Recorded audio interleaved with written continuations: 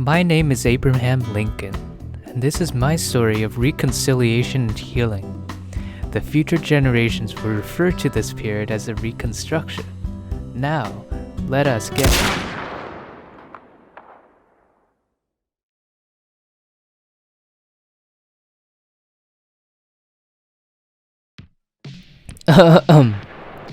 Hello? My name is Andrew Johnson, and this is my story of reconciliation and healing. The future generations will refer to this period as the Reconstruction. Anyways, when good old Abe kicked the bucket, I became the boss. Since Congress is not convenient until December of 1865, I had a couple months to have all my fun. To kickstart the United States into a period of great recovery.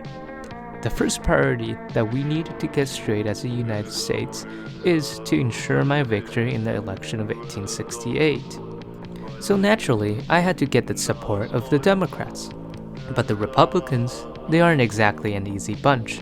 Republicans like Stevens were especially crazy Joes. So I had to begin nice and easy. I first passed a few Reconstruction policies that allowed Confederates who didn't have too much money to get readmitted to the United States, and also instituted a few Southern state governors. Although this disappointed the radicals, it did give others a sigh of relief. By quickly giving control to the South back to the Southern elites, it did ensure a quick recovery, and it followed Abe's plan, so it all seemed well. But you can never satisfy the Republicans. Although my initial plans seemed to calm them down a bit, they began to grow suspicious of my attitude, which led to a lot more trouble.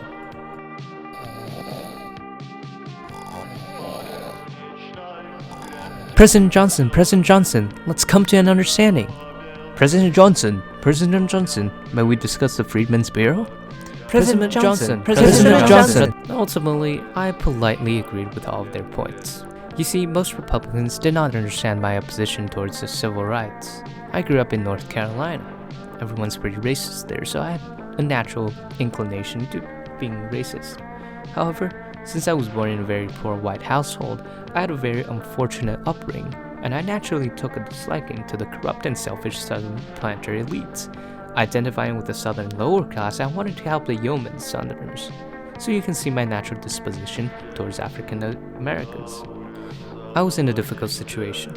On one hand, my lax policies seemed to really satisfy the Southern elites and yeomans both alike, who all directed their support at me. However, the Republicans were unhappy with it as they wanted more rights for African Americans in the South. After talking with one of the Republicans one night, I had a dream. In that dream, I was confronted by an old man.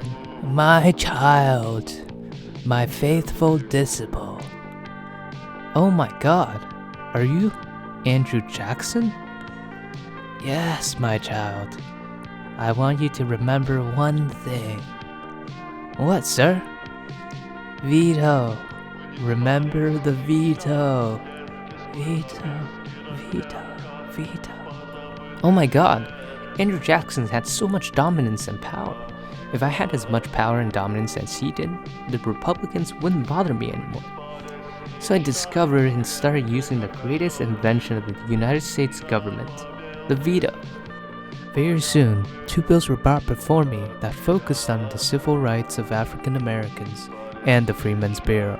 Mr. Johnson, these two crucial bills would extend the life of the Freedmen's Bureau and give the undeniable rights to African American citizens. Mr. Johnson, this is an absolute violation to state sovereignty.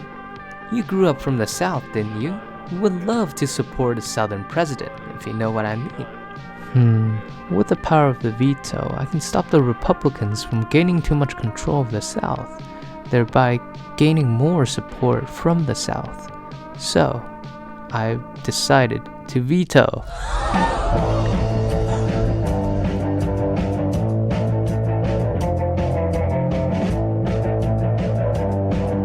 I veto.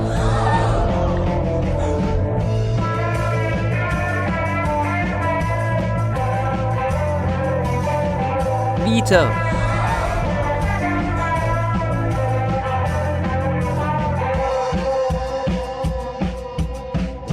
Veto.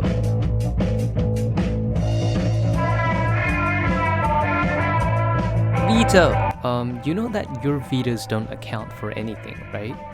What?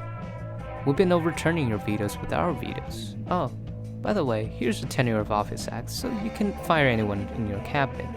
Oh, and here's another Reconstruction Act. Do the veto quickly so we can overturn it and get it over with.